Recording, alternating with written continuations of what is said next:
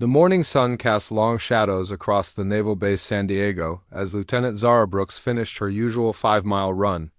Her boots hit the pavement in perfect rhythm, just like they had for the past 8 years of her military career. At 29, she had already accomplished what most soldiers could only dream of. 3 combat tours, over 100 confirmed life-saving shots, and a reputation that made even the toughest Marines respect her skills. Zara had never wanted to be a sniper.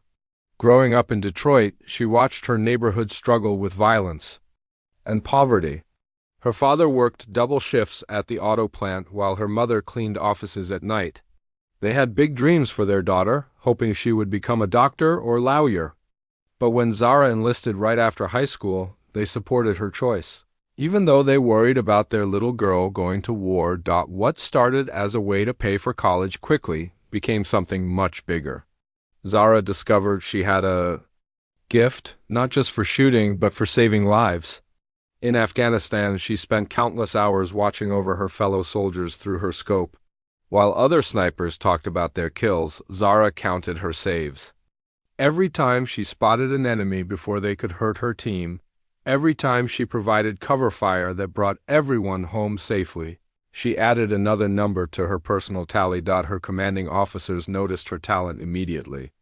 By her second deployment, she was leading missions that other snipers twice her age couldn't handle. She could stay perfectly still for 18 hours straight, waiting for the perfect moment to protect her squad.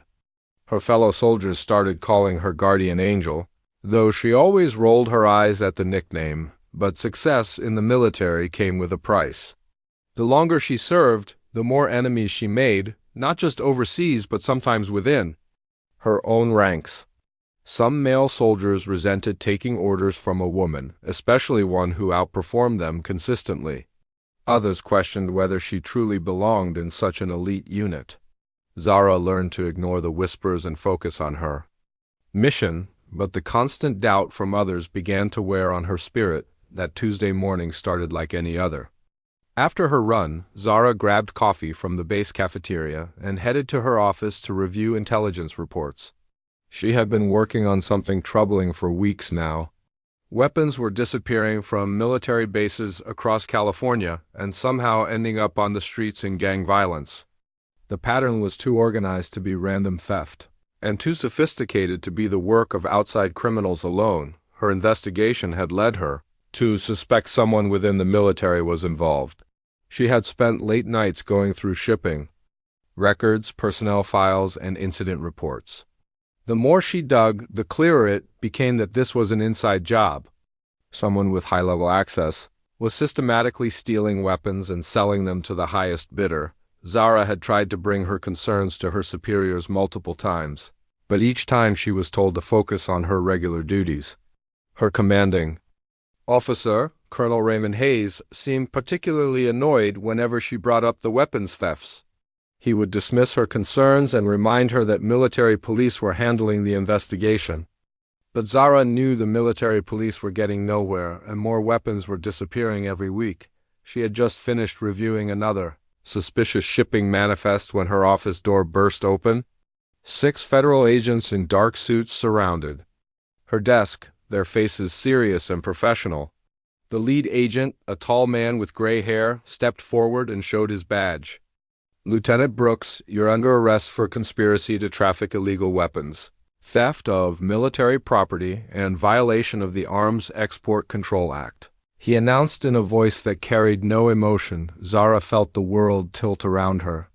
For a moment she wondered if this was some kind of training exercise or elaborate joke, but the cold metal handcuffs clicking around her wrists made it very real. The agents read her rights while her fellow soldiers watched through the office windows, their faces showing a mixture of shock and disbelief. As they led her through the base, Zara caught glimpses of people she had served with for years. Some looked away, unable to meet her eyes. Others stared openly, as if seeing her for the first time. The woman who had risked her life to protect them was now being treated like a common criminal. The ride to the courthouse felt like it lasted forever. Zara sat in the back of the federal vehicle, her mind racing to understand what was happening. She had dedicated her entire adult life to serving her country, And now that same country was accusing her of betraying everything she believed in.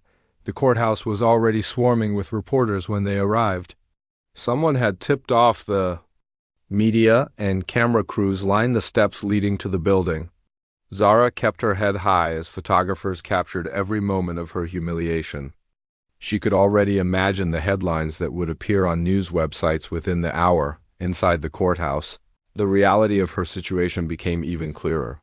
The prosecutor, a sharp woman in an expensive suit, laid out charges that could send Zara to prison for the rest of her life. According to the government, she had been running a sophisticated weapons trafficking operation for over a year, using her military access to steal high-powered rifles and sell them to gang members throughout Southern California. The evidence they presented seemed overwhelming. Security camera footage showed her vehicle near locations where weapons were later recovered. Her fingerprints were allegedly found on rifle cases that had been seized in gang raids. Phone records suggested she had been in contact with known criminals, discussing prices and delivery schedules. Zara listened to each accusation with growing horror. Every piece of evidence sounded convincing, but she knew it was all wrong. She had never stolen weapons, never contacted gang members, never betrayed her oath as a soldier. Someone had carefully constructed a case against her, but she had no idea who or why. Her court-appointed lawyer, David Kim, seemed overwhelmed by the complexity of the case and the media attention it was attracting.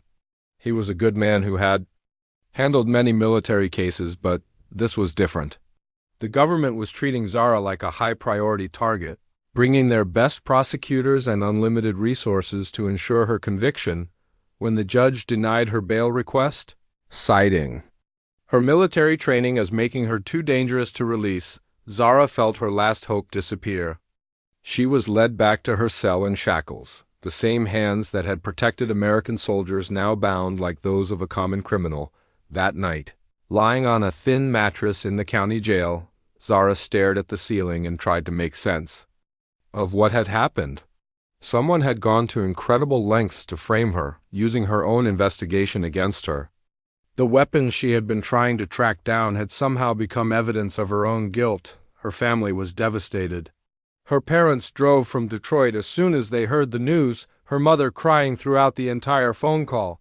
Her younger brother Kevin, who had followed her example and joined the Marines, was now facing his own investigation simply because of their family connection. The other inmates treated her with a mixture of curiosity and respect. Word had spread quickly that she was military, and even in jail, that carried weight. But Zara felt completely alone, surrounded by people yet isolated by the magnitude of what she was facing. As she finally drifted off to sleep, one thought kept repeating in her mind. Someone had orchestrated this entire setup with military precision. They knew exactly how to manipulate evidence, how to create a convincing case, and how to destroy her reputation. The question that haunted her was simple, but terrifying. Who had she gotten close enough to threaten that they would go this far to stop her? The weeks following Zara's arrest felt like watching her life being torn apart piece by piece. Every morning brought new evidence that seemed to prove her guilt, and every evening ended with her lawyer David looking more worried than the day before. The case that had started as a shocking accusation was becoming an unstoppable avalanche of proof that painted her as a criminal mastermind. The prosecution team, led by Assistant District Attorney Rebecca Shun, worked with the efficiency of a military operation. They had unlimited resources and seemed determined to make an example out of Zara. Every day, new evidence appeared that fit perfectly into their narrative of a decorated soldier who had gone rogue. The first major blow came when they released security footage from various locations around San Diego. The videos showed Zara's distinctive blue Honda Civic at places where weapons were later recovered by police. The timestamps matched perfectly with her off-duty hours, and the license plate was clearly visible in each recording. David watched the footage with growing concern, knowing how damaging it would look to a jury. "I swear I've never been to those places," Zara insisted during one of their meetings in the cramped jail conference room. "Someone is using my car, or they've doctored those videos somehow." But David had seen enough cases to know how difficult it would be to prove video tampering. The footage looked authentic and expert analysis would be expensive, with Zara's family already struggling to pay for basic legal fees. Hiring video forensics experts was beyond their reach. The fingerprint evidence was even more devastating. Federal investigators claimed they had found Zara's prints on weapons cases recovered during gang raids across Southern California. The prints were perfect matches, and the prosecution made sure to emphasize that these weren't just any weapons, but high-grade military rifles that only someone with Zara's access could have obtained. What made it worse was that some of these weapons had been used in violent crimes. A drive-by shooting in Long Beach, a robbery in Riverside, gang violence in East Los Angeles. The prosecution argued that Zara wasn't just stealing weapons for profit. She was directly responsible for the deaths and injuries that followed. Zara's mother visited every week, the strain showing more clearly in her face each time. Mrs. Brooks had aged years in just a few weeks, her proud military bearing replaced by the hunched shoulders of someone carrying an unbearable weight. "The neighbors are talking," she told Zara during one visit, her voice barely above a whisper. "Some of them think you're guilty, Mrs. Patterson, who used to brag about you to everyone. She crosses the street now when she sees me coming."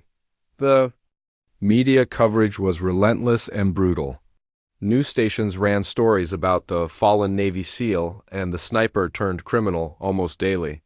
They dug into every aspect of Zara's life, interviewing former classmates who suddenly remembered her as always a little too intense or someone who seemed to enjoy violence too much. Former teammates who had once trusted her with their lives now refused to speak to reporters about her character. The military had made it clear that anyone supporting Zara publicly would face their own scrutiny. Her reputation, built over years of dedicated service, crumbled in a matter of weeks. The prosecution's case got stronger when they revealed phone records, showing dozens of calls between Zara's cell phone and numbers belonging to known criminals. The conversations, according to prosecutors, included discussions about prices, delivery schedules, and quality of merchandise. They played selected recordings in court, and even though the voice was distorted, it sounded enough like Zara, too. Be convincing. Kevin, Zara's younger brother, was suspended from his Marine unit pending investigation. The military wanted to make sure he wasn't involved in his sister's alleged crimes. The suspension devastated him almost as much as it did Zara. He had joined the Marines to follow in her footsteps, and now that same connection was destroying his career before it had really begun. "They're treating me like I'm guilty just because I'm related to you," he told her during a tense phone call. "My commanding officer acts like I'm some kind of security risk. They've taken away my security clearance, moved me to kitchen duty, and everyone looks at me like I'm a criminal." The most damaging evidence came when the prosecution introduced their star witness, a small-time arms dealer named Tommy Rodriguez.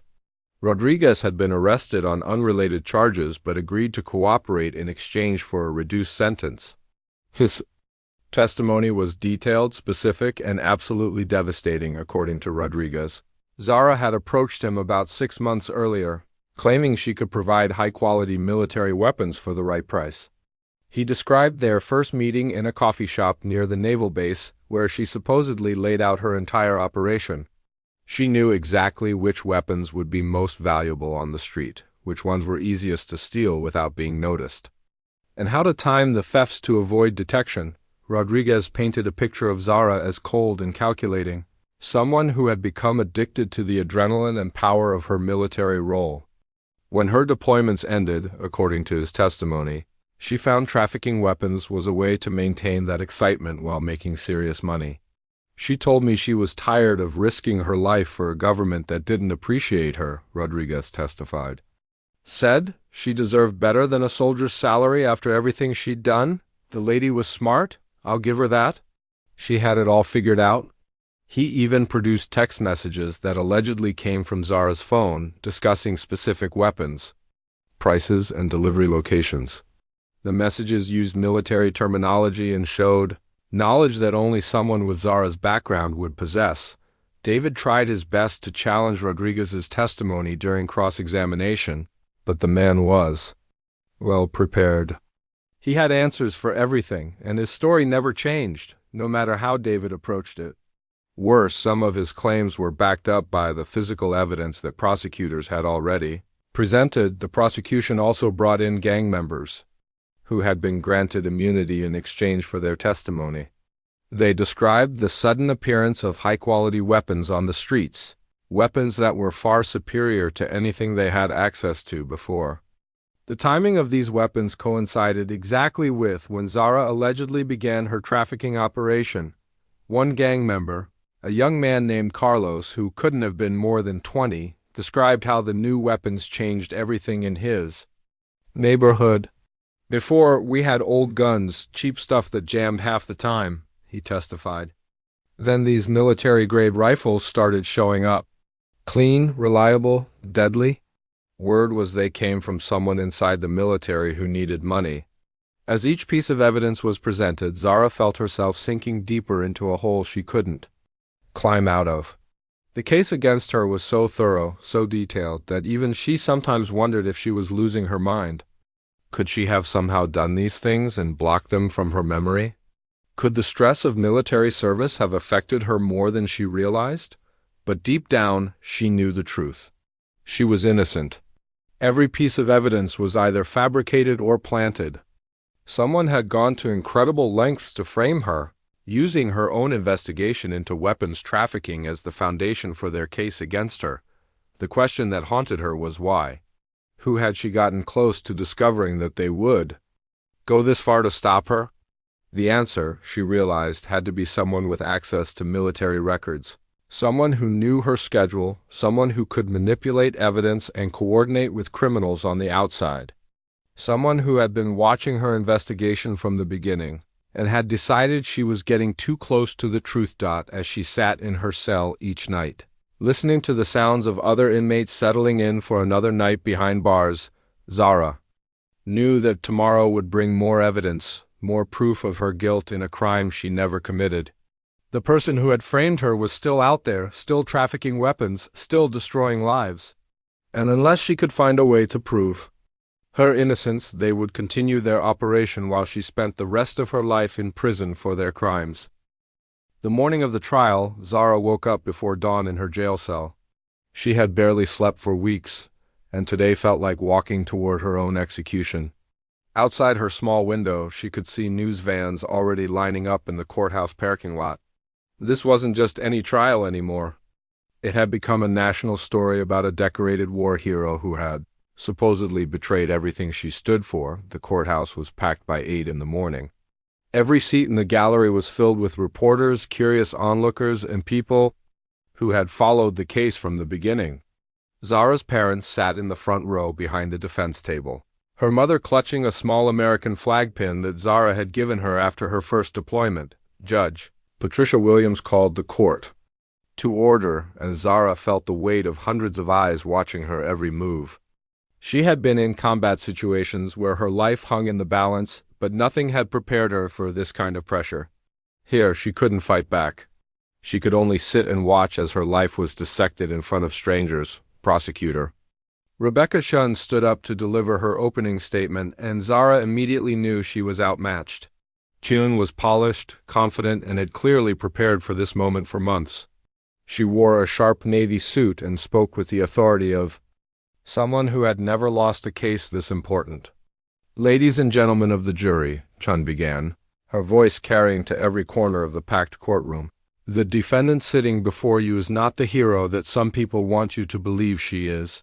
She is a woman who took an oath to defend this country and then betrayed that oath for money."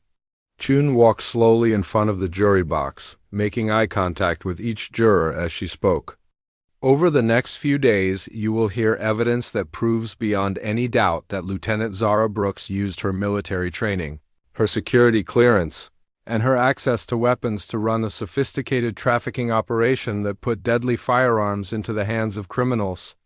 She pointed toward the evidence table, where dozens of photographs and documents were arranged in neat stacks. "You will see security footage of her vehicle at locations where stolen weapons were recovered. You will hear phone conversations where she discussed prices and delivery schedules with known gang members. You will see her fingerprints on weapons that were later used in violent crimes across Southern California. The prosecutor's voice grew stronger as she continued. The defendant didn't just steal weapons. She armed criminals who used those weapons to terrorize communities, to commit robberies, to settle gang disputes with violence. Every shot fired from one of those stolen rifles, every victim wounded or killed, happened because she chose money over her duty to protect innocent people. Zara felt sick listening to the accusations. Each word painted her as a monster, someone who had deliberately caused suffering for personal gain. She looked at the jury and saw doubt in their faces already. These 12 people, mostly civilians who had never served in the military, were supposed to decide whether she spent the rest of her life in prison when David Kim stood up to give his opening statement. The difference was immediately obvious. He was a good lawyer who had handled many military cases, but he looked nervous and underprepared compared to the prosecution team. His suit was wrinkled, his notes were scattered, and his voice shook slightly as he began to speak.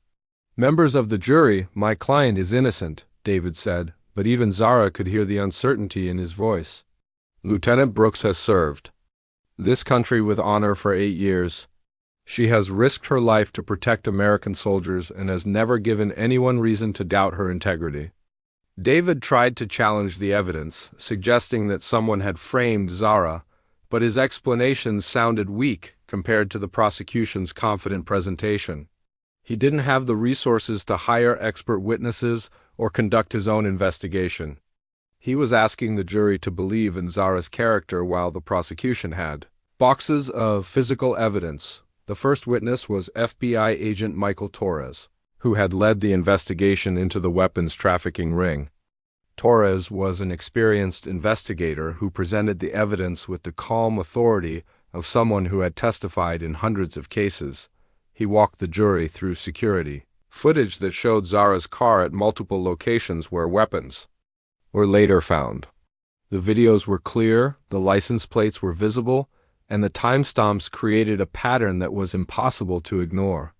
Torres explained how investigators had tracked the movement of stolen weapons from military bases to gang territories and how Zara's vehicle had been captured on camera at crucial points along that route. "This wasn't random," Torres testified. "The defendant's movements were deliberate and planned.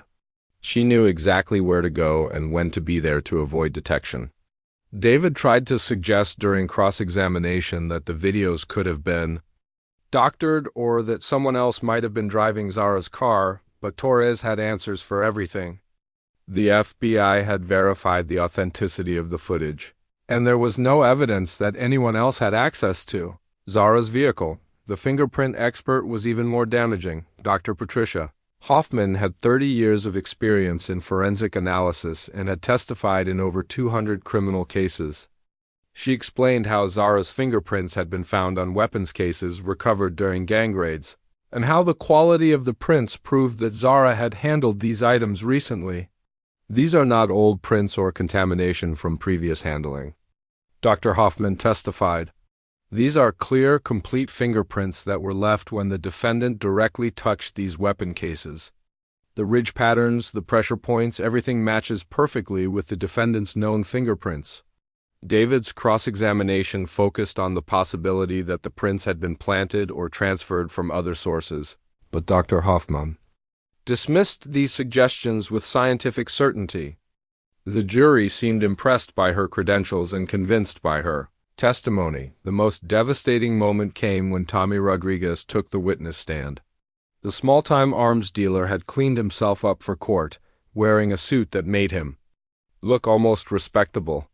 But his testimony was anything but respectable as he described in detail how Zara had allegedly recruited him to help sell stolen weapons. Rodriguez spoke with the confidence of someone who had nothing left to lose.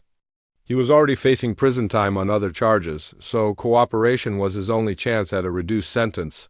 His story was polished and detailed, describing specific conversations, meeting locations, and business arrangements that would have been impossible to fabricate. "She knew exactly what she was doing," Rodriguez testified. "This wasn't some desperate soldier trying to make quick money. She had a plan, a system, and she was making serious cash." She told me she could get me any weapon I wanted as long as I could pay her price. He produced text messages that allegedly came from Zara's phone, discussing specific rifles, ammunition, and delivery schedules. The messages used military terminology and showed knowledge of weapon specifications that only someone with Zara's training would possess. She was professional about it, Rodriguez continued. Always on time, always delivered exactly what she promised. She said she had been planning this for months, studying the security systems, figuring out which weapons would be missed and which ones wouldn't. David's cross-examination of Rodriguez was more aggressive than his previous attempts, but the witness was well prepared. He had been coached by the prosecution team and had his story memorized perfectly. Every question David asked, Rodriguez had a ready answer that supported the prosecution's case. Gang members who had been granted immunity testified about the sudden appearance of high-quality weapons in their neighborhoods. They described how these military-grade rifles had changed the balance of power on the streets, making gang violence more deadly and more frequent. One young gang member, barely out of his teens, described how the new weapons had escalated conflicts that might have been settled with fists or cheap handguns. When you got access to that kind of firepower, everything changes, he testified. You don't back down from nobody when you're carrying military weapons. The prosecution brought in ballistics experts who matched bullets recovered from crime scenes to weapons that had been stolen from military bases. They showed photos of victims who had been shot with these weapons. Though they were careful not to show anything too graphic for the jury, each piece of testimony built on the previous one, creating a narrative that seemed unbreakable. Zara watched her life being destroyed one witness at a time, knowing that every word was a lie, but unable to prove it. The jury was paying attention to every detail, taking notes, and occasionally looking at her with expressions that ranged from disappointment to disgust. By the end of the prosecution's case, David looked defeated. He had tried to challenge the evidence, but every expert witness had credentials he couldn't match, and every piece of physical evidence seemed to point directly at Zara. The prosecution had painted a picture of a calculating criminal who had used her military training to betray her country for profit. As the court adjourned for the day, Zara was led back to her cell in handcuffs. Her parents followed her with their eyes until she disappeared through the courthouse doors, their faces showing the strain of watching their daughter being systematically destroyed. The final day of the trial arrived with an unusual tension in the air. Even the weather seemed to reflect the gravity of the moment, with dark clouds gathering over the courthouse as if nature itself was preparing for something dramatic. Zara sat in the defendant's chair, her hands cuffed as they had been every day of the trial, watching as prosecutor Rebecca Chun prepared to deliver her closing argument. The courtroom was more packed than it had been at any point during the trial. Word had spread that today would likely be the last day, and everyone wanted to witness the conclusion of what had become the most talked-about military case in years. Reporters filled every available seat, their cameras ready to capture the moment when the jury would seal Zara's fate. Zara's parents sat in their usual spot in the front row, her mother clutching the same small American flag pin she had brought every day. Her father's face showed the strain of watching his daughter's life being destroyed piece by piece.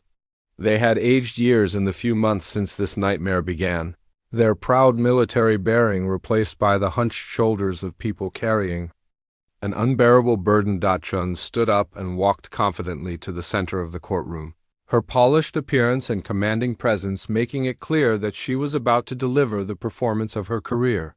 She had built an seemingly unbreakable case against Zara, and now it was time to bring it home. Ladies and gentlemen of the jury, Chun began, her voice carrying the authority of absolute certainty.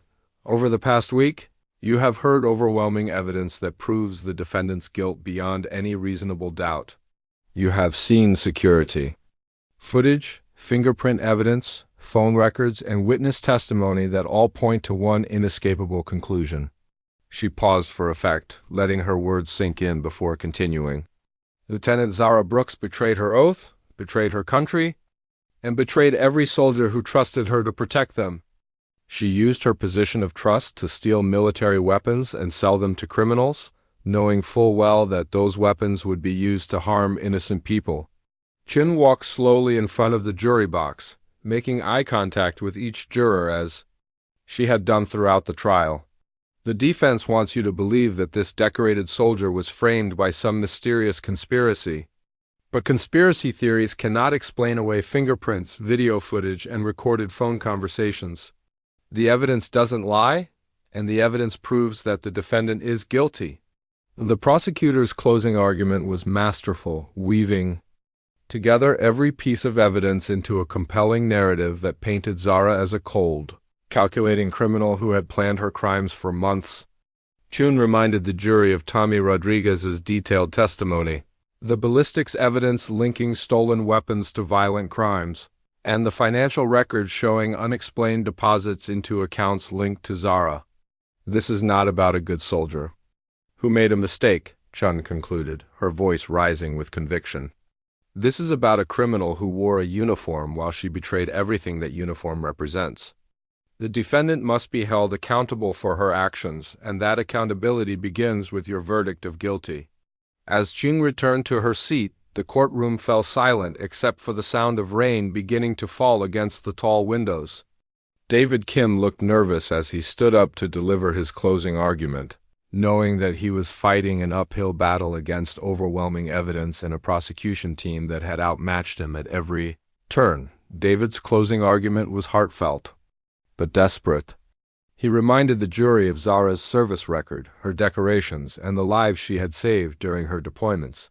He suggested that someone with access to military systems had framed her, but he couldn't provide concrete evidence to support this theory.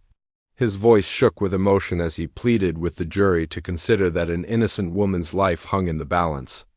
"My client has dedicated her life to serving this country," David said, his voice barely steady.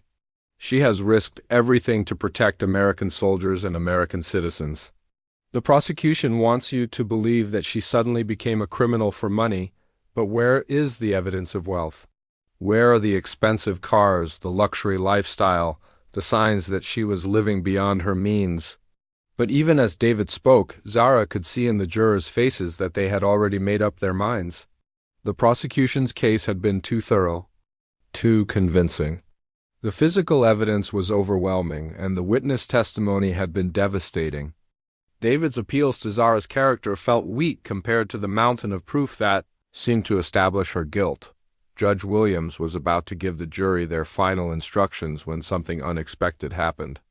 The heavy wooden doors at the back of the courtroom suddenly swung open with a force that echoed through the chamber like a gunshot. Every head in the courtroom turned to see who had made such a dramatic entrance.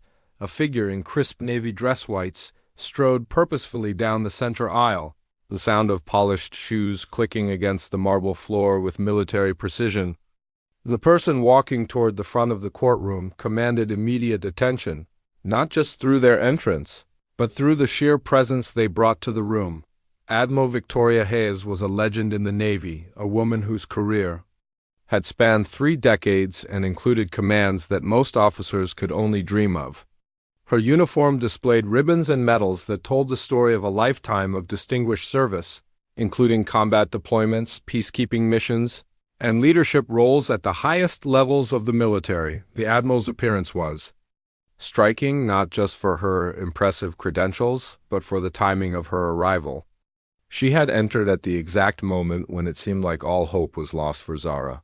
When the jury was about to deliberate on what appeared to be an open and shut case, behind Admiral Hayes walked a small group of people in military uniforms and business suits, their serious expressions suggesting that whatever was about to happen was of the highest importance. The courtroom, which had been buzzing with conversation just moments before, fell completely silent as everyone tried to understand what was unfolding before their eyes. Zara felt her heart racing for the first time since the trial began. She recognized Admiral Hayes immediately, though she hadn't seen her mentor in over 2 years. The Admiral had been instrumental in Zara's early career development, recommending her for advanced training and helping her navigate the challenges of being a woman in the elite military units. Judge Williams looked surprised by the interruption. but maintained her composure as Admiral Hayes approached the bench. The prosecution team looked confused and concerned, clearly not expecting any last-minute developments in what they considered a sealed case. "Your Honor," Admiral Hayes announced in a voice that had commanded aircraft carriers and addressed Congress, "I request permission to address the court on a matter of national security that directly pertains to this case and the defendant's innocence." The words national security and innocence sent a shock wave through the packed courtroom. Reporters began frantically taking notes, sensing that the story they thought they knew was about to change dramatically. The jury members looked at each other with confusion, clearly wondering what new information could possibly emerge at this late stage. Prosecutor Chun immediately stood up to object, but Judge Williams raised her hand for silence. The judge had presided over hundreds of cases during her career, but nothing had prepared her for a situation like this. The arrival of a high-ranking military officer claiming to have information about national security was unprecedented in her courtroom. "This is highly irregular," Judge Williams said, her voice showing both authority and uncertainty. "What exactly are you claiming, Admiral?" Admiral Hayes stood at attention, her bearing conveying the gravity of what she was about to reveal. "Your Honor, I am here to present classified information that proves the defendant's innocence and exposes the real criminals in this case. Lieutenant Brooks has been operating under direct orders from Naval Intelligence, and everything she has been accused of was part of an authorized military operation." The courtroom erupted. Spectators gasped and began talking among themselves. Reporters started frantically typing on their phones, and the jury looked stunned by this unexpected revelation. David Kim looked like he couldn't believe what he was hearing. While the prosecution team appeared to be in complete shock, Zara felt tears coming to her eyes for the first time since her arrest. The nightmare that had consumed her life for months was suddenly taking a turn that she had never dared to hope for. Admiral Hayes wasn't just offering character testimony or expressing doubt about the evidence. She was claiming that Zara had been working undercover the entire time. Judge Williams called for order in the courtroom, but it took several minutes for the chaos to subside. When quiet finally returned, all eyes were on Admiral Hayes, waiting to hear what she would reveal next. The woman who had walked into the courtroom as a convicted criminal in the eyes of most observers was suddenly at the center of what appeared to be a much larger and more complex story. The Admiral reached into her briefcase and withdrew a thick folder marked with security classifications that made it clear this was not ordinary evidence. Whatever was in that folder had the potential to not only free Zara. Judge Williams called for a 30-minute recess to consult with the attorneys about this unprecedented situation. The courtroom buzzed with excitement and confusion as everyone tried to process what Admiral Hayes had just claimed. Reporters were frantically calling their editors, sensing that this story was about to become much bigger than anyone had anticipated. During the recess, Admiral Hayes conferred quietly with a team of military lawyers who had accompanied her. They carried briefcases filled with classified documents and wore the serious expressions of people handling matters of national importance. David Kim looked stunned but hopeful for the first time in months, while Prosecutor Rebecca Chun appeared to be in damage control mode, making urgent phone calls to her superiors. Zara sat in the holding area adjacent to the courtroom, her mind racing with possibilities. Could it really be true that her months of suffering had been part of some larger military operation? Had her investigation into weapons trafficking somehow been connected to an official Navy intelligence mission that she wasn't aware of? When court reconvened, Judge Williams had made her decision.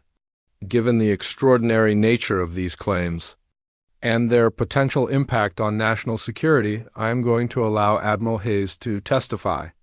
However, any classified information will need to be presented in a secure manner that protects ongoing operations. Admiral Hayes approached the witness.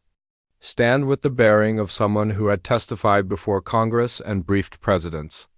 She placed her hand on the Bible and took the oath with the same seriousness she had brought to every duty in her distinguished career. "Admiral Hayes," David Kim began, his voice shaking with nervous energy, "please tell the court your relationship to the defendant." I have known Lieutenant Brooks for over 6 years, the Admiral replied, her voice clear and authoritative. I was instrumental in recruiting her for advanced training programs and have followed her career closely. She's one of the most dedicated and ethical soldiers I have ever encountered.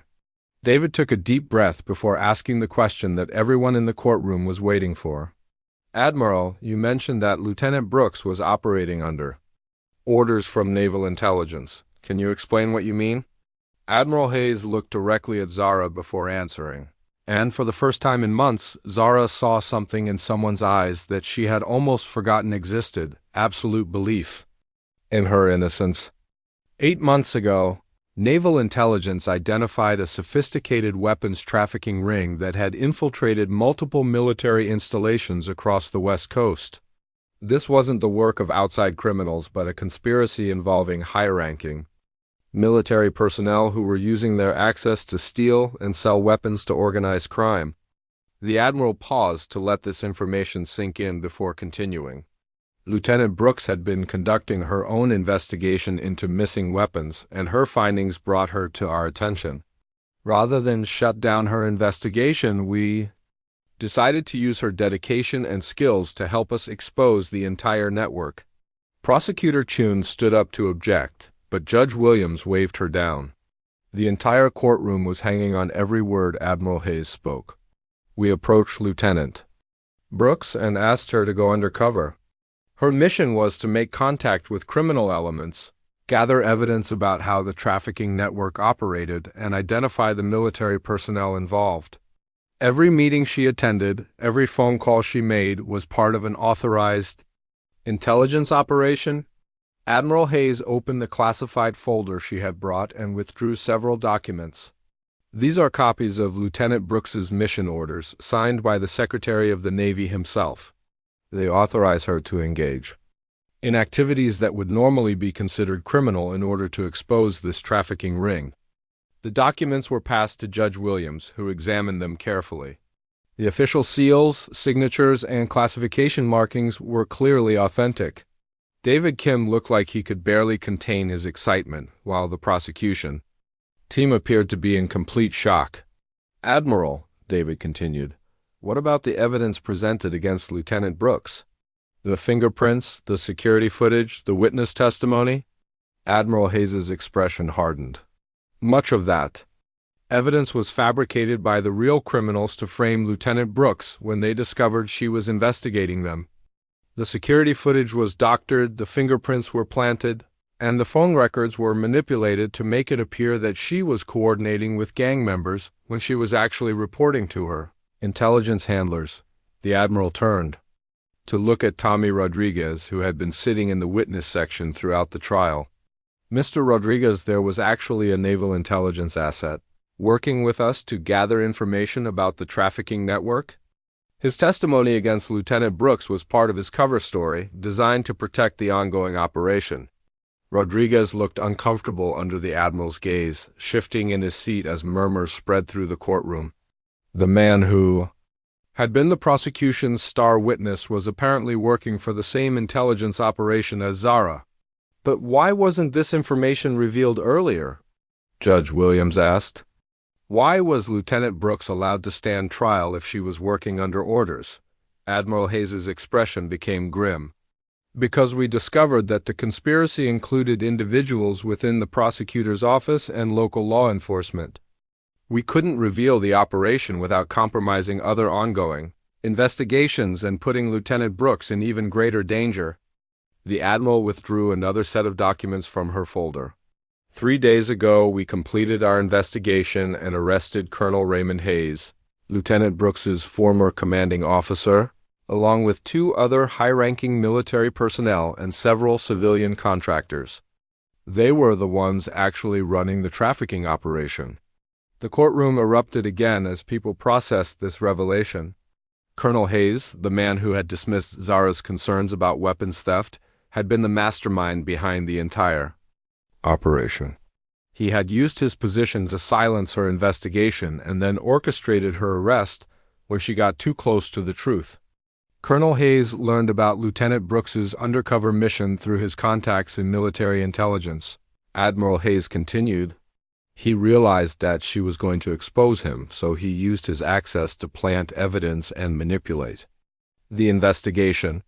He even convinced some of his criminal contacts to provide false testimony against her. David Kim was almost speechless with relief, but he managed to ask one more crucial question. Admiral, do you have proof of Lieutenant Brooks's innocence and Colonel Hayes's guilt? Admiral Hayes nodded and withdrew a final set of documents.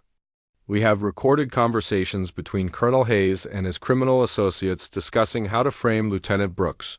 We have financial records showing payments from criminal organizations to accounts controlled by the Colonel. And we have testimony from other military personnel who were coerced into participating in the cover-up. Judge Williams examined the new evidence carefully before addressing the courtroom. Based on the testimony and evidence presented by Admiral Hayes, I am immediately dismissing all charges against Lieutenant Brooks. The defendant is free to go. The courtroom exploded with activity.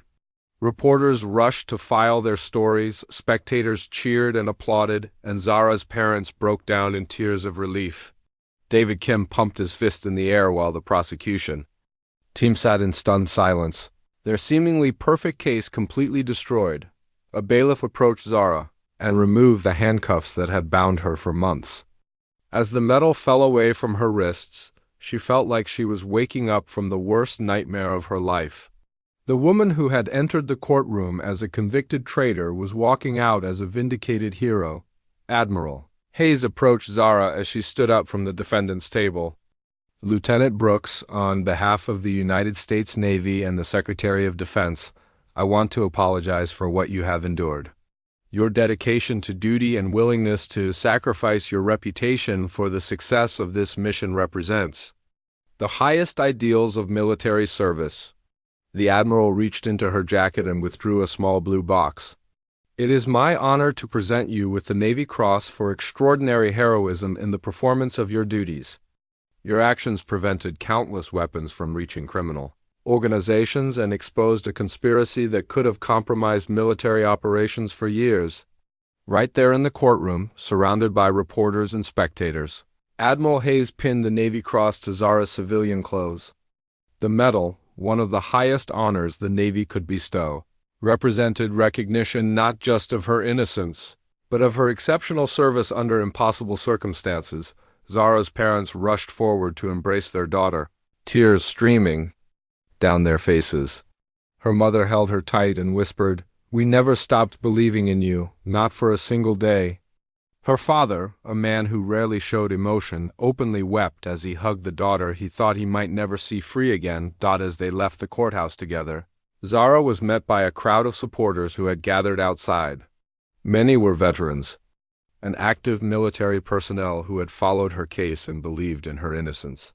They cheered as she emerged, free at last, her head held high with the dignity that had never left her even in her darkest moments.